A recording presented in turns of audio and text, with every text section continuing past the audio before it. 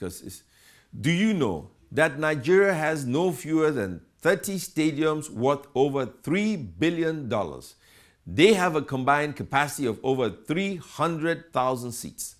Do you also know that the Nigerian Television Authority, NTA, has $250 million worth of equipment, including underwater cameras, to record and broadcast all sporting events from track and field to football to swimming, basketball, boxing, and much more. So what's missing? People, which we have plenty of. So why would government spend so much money on equipment and stadiums and not invest in the only thing that we have in abundance? People. Jamaica has produced the fastest man and woman in the world. It has also produced champions in many other sports, and yet it is a very small nation. And we have nothing. If US World Boxing Champion Floyd Mayweather Jr. was a Nigerian, he would most likely be in prison or dead. The question is, why? The answer, however, is that the countries that invest in their people reap the most benefits. Not too long ago, we had champions drawn from secondary school competitions at national and international levels. I went to St. Gregory's College, Lagos. We had some exceptional students. For instance, we had Adingukwu and Ogulende, who were already national athletes. Adingukwu was also a national gold-winning swimmer. Edmond Akbala and Sidney Ofeli were already clocking under 10 seconds in their 100 yards race. Bode Karanwi, who is now a dentist, was a national team cricketer. From St. Finbar's College, we had Henry Wosu and Stephen Keshi. King's College had Ricky Manuel, who just happened to be the second choice national goalkeeper. King's College also had Kasali, a famous sprinter better known as Paxi. Haruna Ilerika was at Zumratu College. Shortly after, he became a national team footballer. And my all-time favorite, Modupe Oshikoya, who was at Methodist Girls High School. She was a sensational athlete. Christ the King's College, CKC Onitsha, in eastern Nigeria, also proved their mantle at the national level. So what has happened since then and now?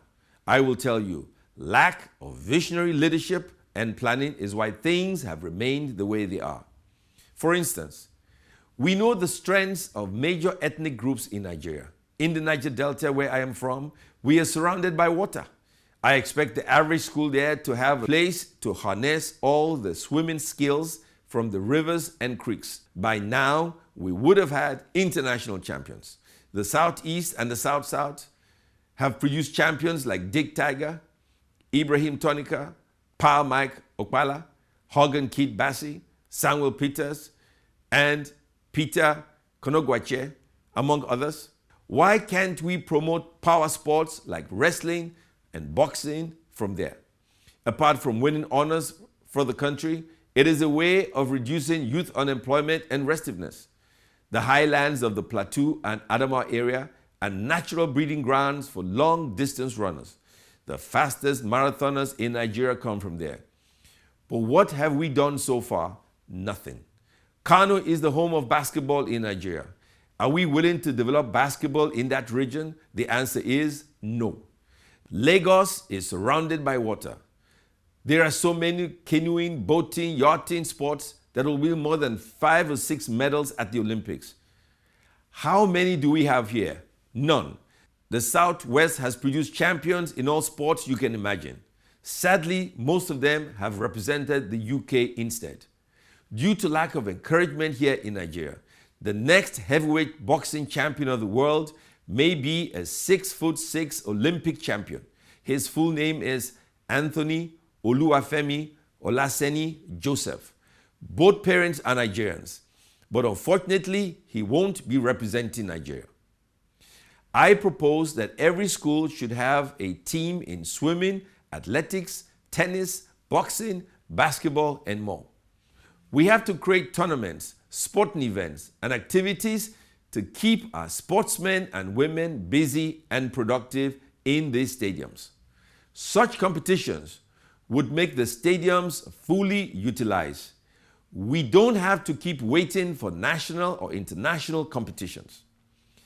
I want the stadiums fully commercialized and leased to the private sector to manage.